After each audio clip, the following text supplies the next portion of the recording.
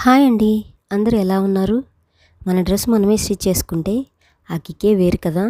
ఈ రోజుల్లో ఒక లాంగ్ ఫ్రాక్‌ని స్టిచ్ చేయించుకుందామంటే 1500 చార్జ్ చేస్తున్నారండి.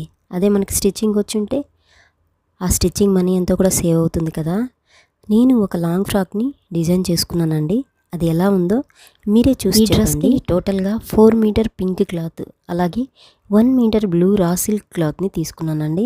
ఇక్కడ చూస్తున్నారు కదా! ఇది లైటింగ్‌లో ఎంత షైనీగా ఉందో.